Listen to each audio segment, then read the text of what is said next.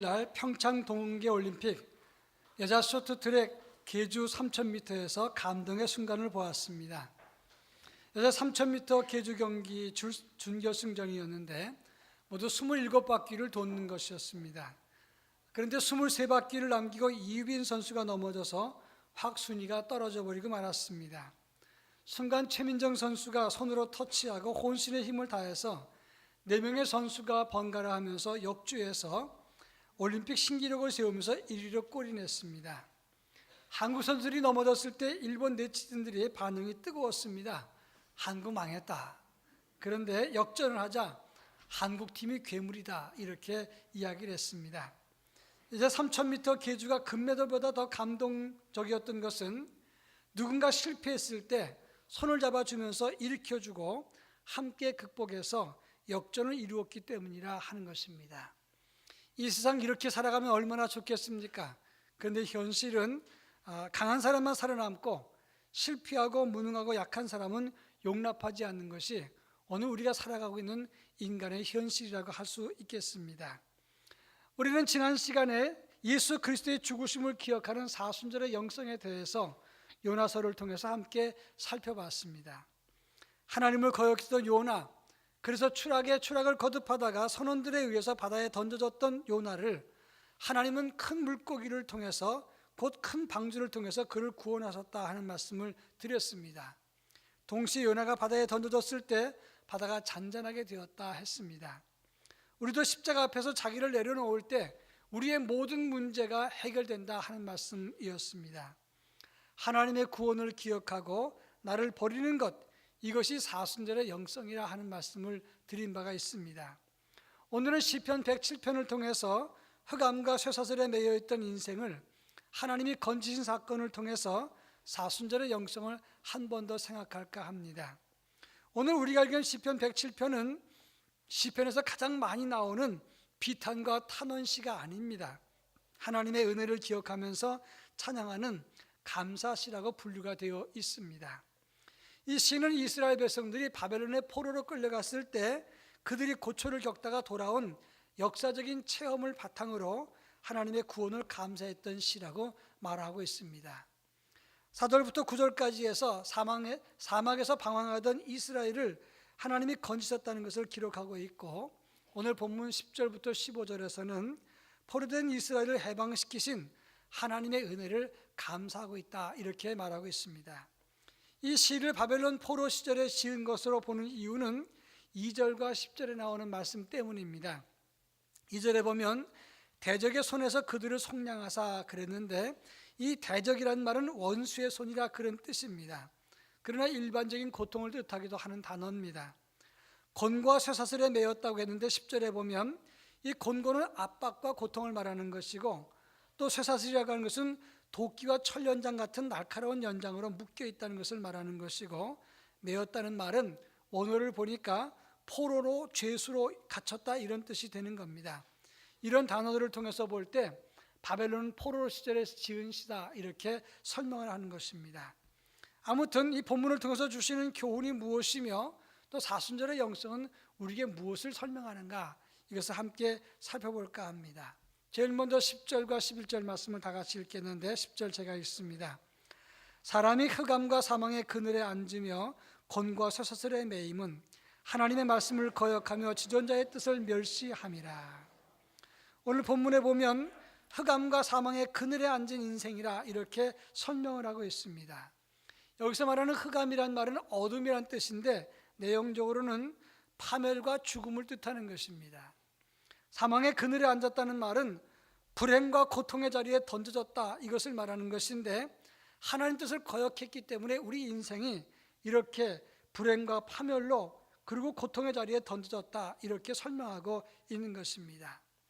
인생이 포로로 끌려가서 도끼야 철연장 같은 날카로운 연장으로 묶여 있거나, 아니면 인생 살다가 실패하고 배신당하고 절망을 만나서 죽음 같은 고통을 만날 수도 있다고 하는 것입니다.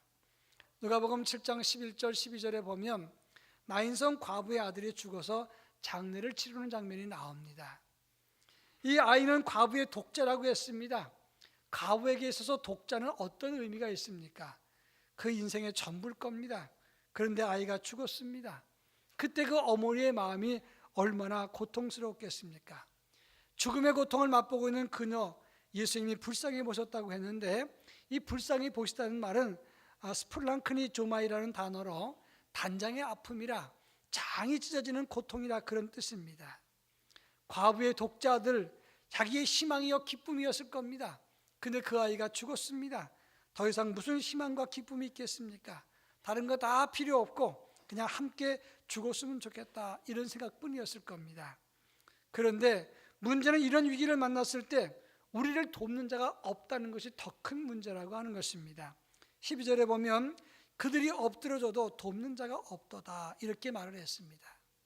인생 위기와 시련을 만나도 누군가 일으켜 세워주는 사람이 있고 돕는 사람이 있다면 그러면 조금 더 덜합니다. 그런데 위기와 역경에 던져졌을 때 돕는 손길이 없으면 더욱더 슬픈 것이 오늘 우리의 삶이고 우리의 현실의 모습이라고 말할 수가 있는 겁니다. 제가 부목사 시절에 교회 사택이 연립주택이었습니다. 연립주택 지하에 과일 행상하는 집사님에게 교회가 세일을 주었습니다. 근데 그 집사님은 횡단보도 옆에서 과일 리어커 장사를 했는데 밤새 장사를 합니다. 손님이 없어도 밤낮 여름 겨울 할 것 없이 밤새 장사를 하는 겁니다. 한 번은 제가 물었습니다. 집사님이 아무리 건강이 좋아도 밤에 잠을 자야 되는데 잠을 안 자고 장사를 하면 그렇게 장사가 잘 되는 것도 아닌데 왜 그렇게 하십니까? 그랬더니 이분이 하시는 말씀이, 목사님 사실은 과일을 옮겨놓을 데가 없습니다. 옮겨놓을 데가 있다고 해도 하루에 한 번씩 옮겨놓고 또 다시 아침에 갖다 놓으면 이게 더 큰 고통입니다. 그리고 더 큰 문제는 제가 자리를 옮겨놓으면 그 자리에 빌 때 다른 사람이 그 자리를 빼앗을까 봐 걱정돼서 옮기지 못합니다, 그랬어요. 참 고단하게 사는 사람이다 생각을 했는데 추석 전날입니다. 제가 시골에 가려고 준비하는데 아랫집에서 연락이 왔어요. 목사님, 우리 남편 병원에 좀 데려다 주세요. 그래서 제가 그 남편 데리다가 경희대 응급실에 갔습니다. 너무 급해서 피를 뽑고 검사했는데 급성 혈액암이었어요. 보름 만에 세상을 떠나고 말았습니다. 이분이 나이 30대 초반이었는데 아이가 7살입니다. 아비의 장례식 날 이 아이는 사이다병을 들고 보자기를 뒤에 두르고 내가 슈퍼맨이다 그리고 뛰어다녔습니다. 그 어머니가 뭐라고 말하냐면, 나는 어떻게 살아요? 그 부인은 친척과 가족이 없던 사람입니다. 남편 건강 하나 믿고 결혼했는데 어떻게 하면 좋습니까? 가슴이 미어지는 것 같았습니다. 근데 장례 치르고 며칠이 지나니까 그 자리에 딴 사람이 차지해서 거기서 장사를 하는 겁니다. 저는 속으로 생각하기를 차라리 그 부인한테라도 양해라도 좀 구하고 그 자리를 차지하면 덜 섭섭할 텐데 죽은 지 며칠 됐다고 그 자리에 딴 사람이 차지하는가? 이것이 바로 인생의 모습이라고 하는 겁니다. 사람은 자기의 실수나 허물과 죄의 결과 실패할 수 있습니다. 어떤 사람은 미련하고 어리석고 가난하고 못 배우고 가진 것 없어서 실패할 수도 있습니다. 어떤 사람은 잘못 선택해서 실패할 수 있습니다. 문제는 실패해도 그것을 도울 인생이 없을 때 더 큰 고통과 아픔이 찾아온다고 하는 것입니다. 오늘 본문 11절에 보면 하나님 뜻을 거역하고 지존자의 뜻을 멸시하다가 고통을 만났다고 했습니다. 문제는 어떻게 실패했던 우리가 망하면 도울 손길이 있어야 되는데 그것이 없을 때 그것이 더 무섭고 두려운 것이다, 그렇게 말할 수가 있습니다. 삼국지의 조조 이야기를 보면 여백사의 이야기가 나옵니다. 이 조조가 동탁을 암살하려다가 실패하고 도망을 칩니다. 자기 고향 땅으로 도망가던 중에 이 조조는 숨을 데가 없었습니다. 그런데 어느 날 이 조조의 아버지와 의형제 맺었던 여백사의 집에 들어가게 되었습니다. 여백사는 조카가 왔다고 아주 극진하게 그를 맞아줬습니다. 조조는 방 안에서 쉬고 있는데 여백사는 이 조카에게 대접할 좋은 술이 없다고 밖에 나갔습니다. 그런데 가만히 들어보니까 조조가 칼 가는 소리를 들었습니다. 의심하는 조조는 칼 가는 소리를 듣고 그리고 밖에서 말하기를 도망 못 가게 잘 잡으라, 그런 소리를 들었습니다.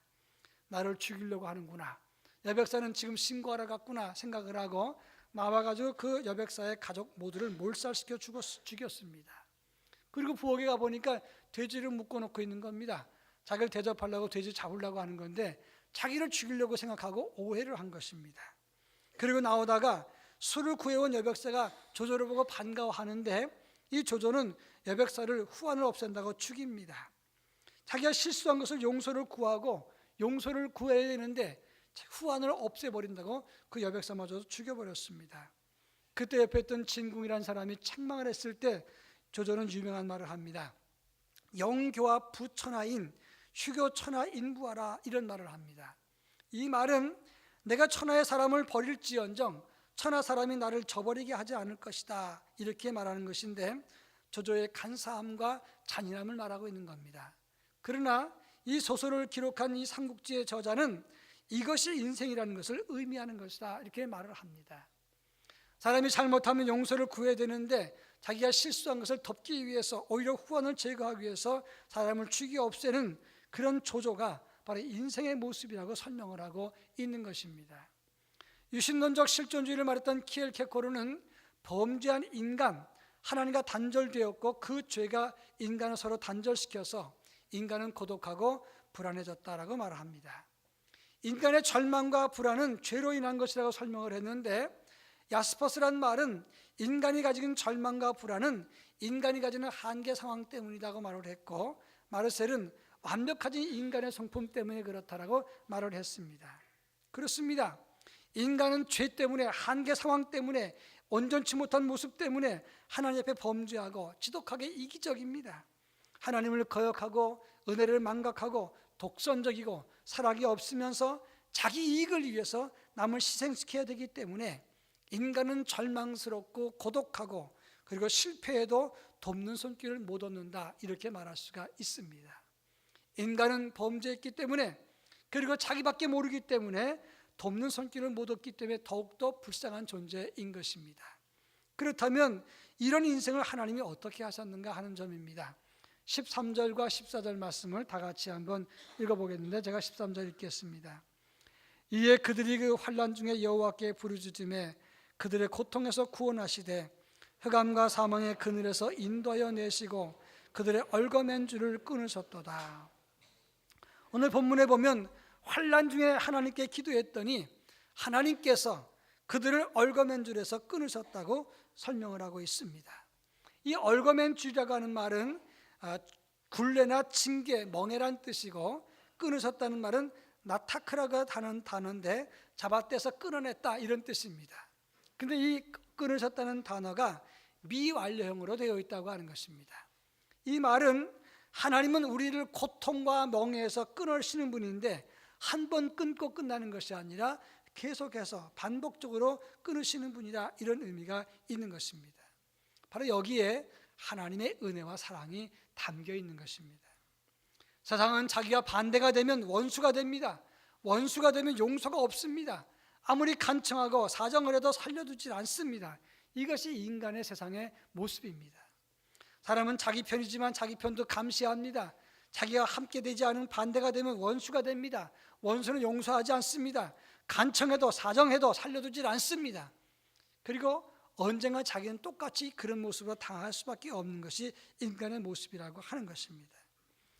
제2차 세계대전 때에 북아프리카 엘 알라망이라고 하는 지역에 영국군과 독일군이 서로 대치하고 있었습니다. 근데 그 지역에 양 진영의 사막인데 거기에 식수가 떨어졌습니다. 양쪽 진영에 다 물이 없어서 고갈 상태였습니다. 근데 영국군이 물을 발견했습니다.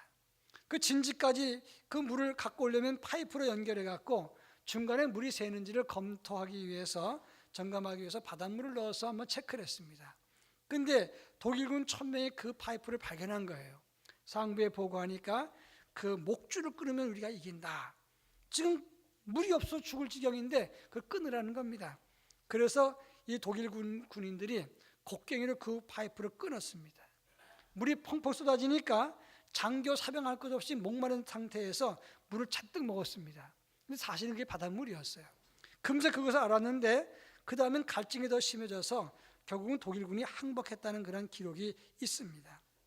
남의 생명줄을 끊어야 내가 산다. 이것이 인생의 모습이고, 그래서 남의 사정을 봐주지 않는 것이, 그것이 인생의 모습입니다. 그런데 하나님은 어떤 분이십니까? 13절에 보면 그들이 환난 중에 여호와께 부르짖음에 구원하셨도다, 이렇게 말하고 있습니다. 하나님 백성들이 환난 중에 부르짖으면 하나님이 들으신다고 약속하고 있습니다. 심지어 거역하고 하나님을 배반했던 그들이 하나님을 향해서 부르짖어도 하나님이 응답하신다고 성경은 가르쳐주고 있다고 하는 겁니다. 열왕기상 21장에 보면 이해되지 않는 장면이 나옵니다.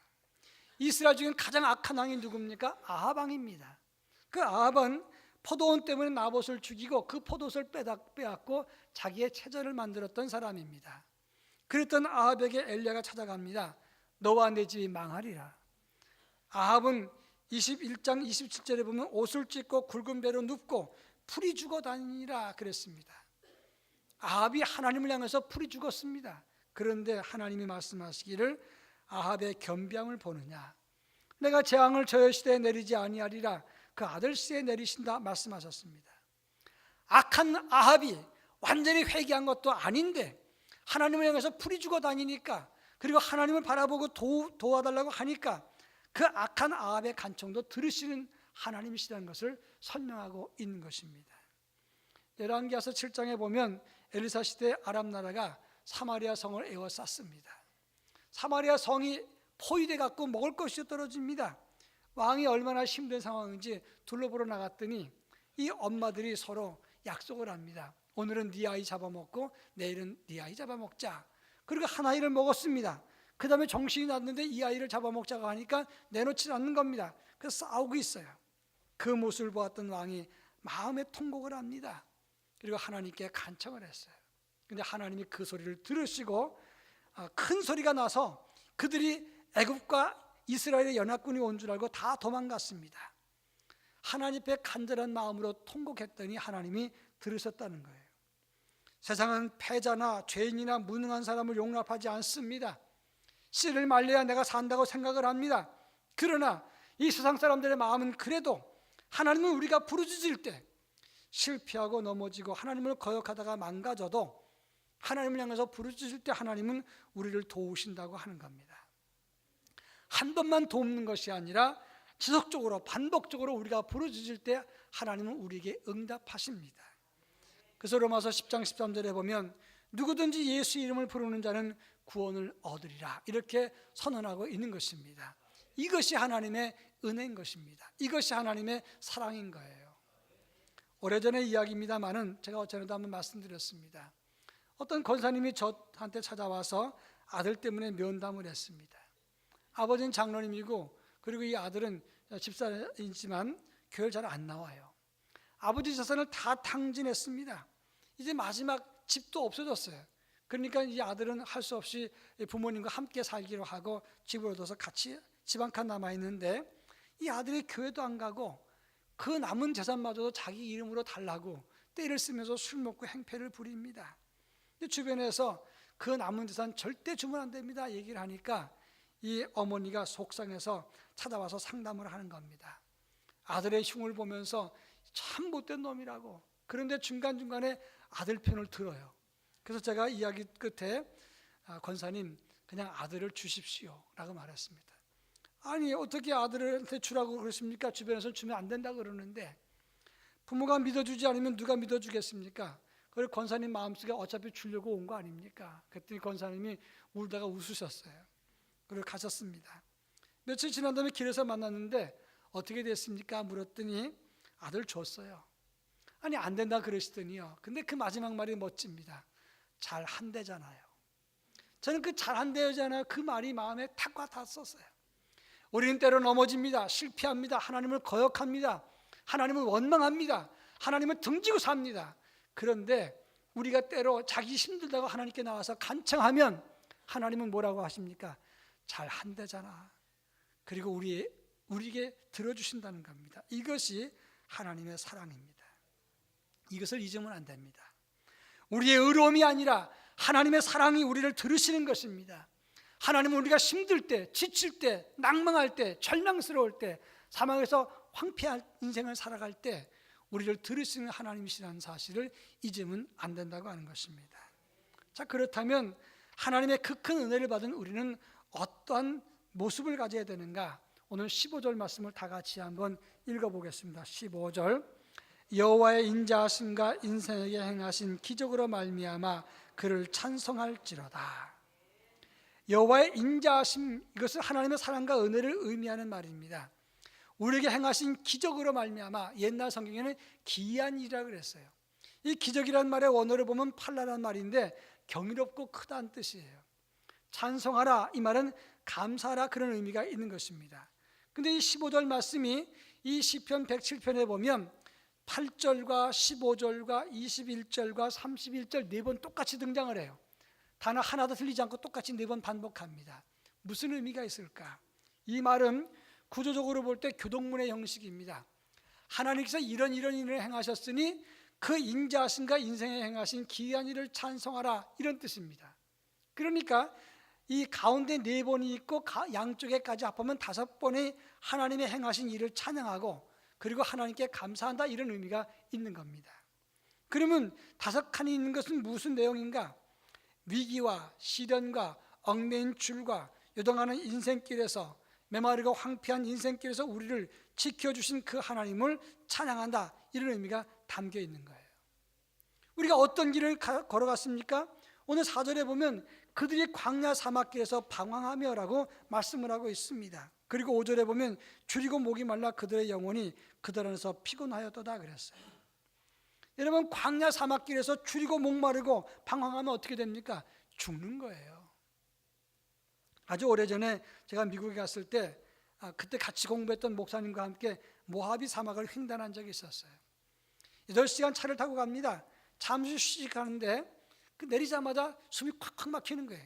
섭씨 막 40m 이렇게 올라가니까 숨이 막혔어요. 근데 그 휴게소 게시판에 보니까 안내판이 있는데 어느 부자가 자동차를 몰고 가다가 기름이 떠들어져서 구조를 기다리다가 죽었다는 겁니다.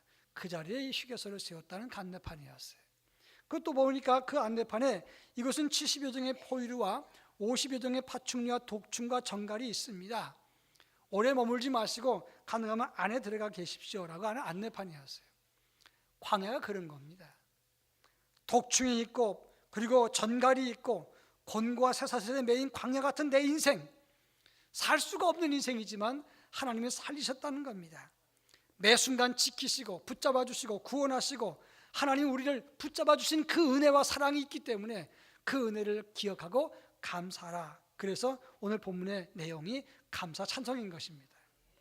시편 100편 3절에 보면 여호와가 너의 하나님이신 줄을 너희는 알지어다. 그는 우리를 지으시니요 우리는 그의 것이니 그의 백성의 그의 기르시는 양이로다 그랬습니다.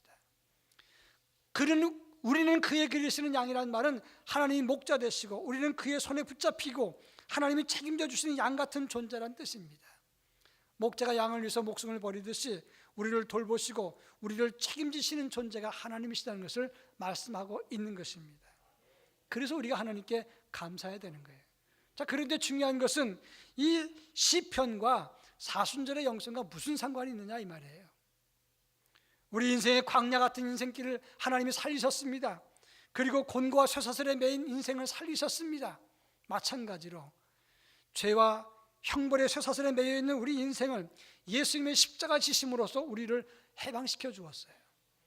우리의 인생의 황폐한 광야 같은 인생을 살지만 죽을 인생을 사는 우리 인생을 하나님의 사랑과 예수 그리스도의 십자가와 그 은혜와 사랑으로 우리를 살리셨습니다. 그러니 예수의 십자가, 그 사랑과 그 은혜를 기억하면서 우리가 하나님께 감사해야 된다고 하는 것입니다. 히브리서 9장에 보면 염소와 송아지의 피로 하지 아니하고 오직 자기 피로 영원한 속죄를 이루사 단번에 성소에 들어가셨느니라 말씀했고, 또 9장 26절에 보면 자기를 단번에 제물로 드려서 우리를 살리셨다고 말씀하고 있습니다. 죄의 쇠사슬에 매여 있는 우리를 예수님께서 제물이 되시고 그리고 속죄를 이루시기 위해서 제물이 되셔서 우리를 끌으셔서 살려서 이렇게 말씀하고 있습니다. 광야에 버려진 인생을 구하시기 위해서 십자가의 고배를 드셨습니다. 그리고 그를 바라는 모든 자들의 기도를 들으신다고 말씀하고 있습니다. 그런 의미에서 우리는 십자가의 예수를 바라보고 우리를 향해서 큰 은혜를 베푸신 그 사랑을 붙잡고 그분을 바라고 그분께 도움을 청하는 삶을 가져야 되는 것입니다. 그래서 오늘 이 본문을 통해서 사순절의 영성을 찾는다면 십자가를 기억하고 감사하고 그분을 바라고 사는 삶, 이것이 바로 오늘 본문에서 주시는 사순절의 영성이라고 말할 수가 있는 것입니다. 피리 시몬스라고 하는 30대 초반의 대학 교수가 있었습니다. 아주 유명한 작가였어요. 35세 때 근육이 굳어가는 뇌기력병을 앓았습니다. 의사가 말하기를 당신은 5년 살지 못합니다 말했어요. 종이 한 장을 들 수가 없었습니다. 힘이 들었습니다. 굳어가는 자기 몸, 절망 속에서 하나님께 부르짖었습니다. 하나님께서 그에게 구원의 은총을 보여주었어요. 그의 눈이 떴습니다. 그러고 난 다음에 깨닫는 게 뭐냐, 건강할 때는 모르던 모든 것이 그것이 복이었구나 하는 걸 알게 됐어요. 세수할 수 있다는 것, 그게 얼마나 큰 복인가. 세수할 당시는 몰랐지만 세수할 수 없게 되니까 세수할 수 있는 것이 복인 줄 알았어요. 빵에다 버터를 바르는 것, 이것이 아무것도 아닌 줄 알았는데 그 자체가 복이었다는 걸 늦게 깨달았어요.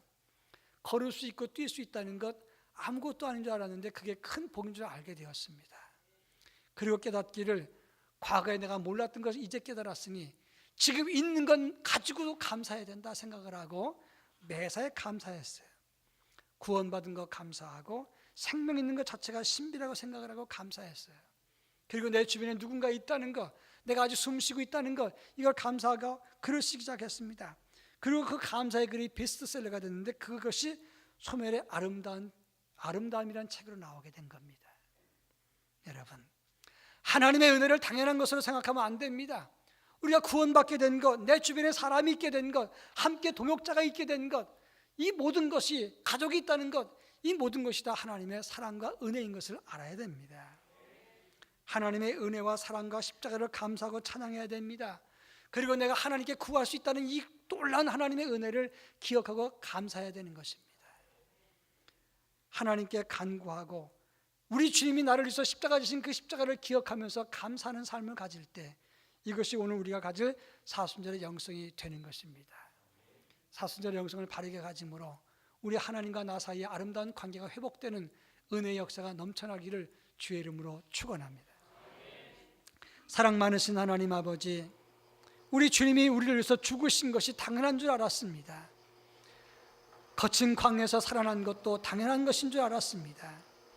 그런데 돌이켜보면 이 모두가 하나님의 사랑이 아닌 것이 없음을 고백합니다. 우리를 십자가에서 구원하시기 위해서, 쇠사슬에 매여있는 죄의 사슬을 끊으시기 위해서 십자가에서 물과 피를 흘리신 예수 그리스도, 그분의 사랑을 기억하면서 감사하게 하옵소서. 그리고 자기의 피로 하나님께 나아가는 길을 열어놓으신 예수 그리스도, 그분께 간구하는 삶을 가질 수 있도록 은혜를 더하여 주시옵소서. 예수님의 이름으로 기도합니다. 아멘.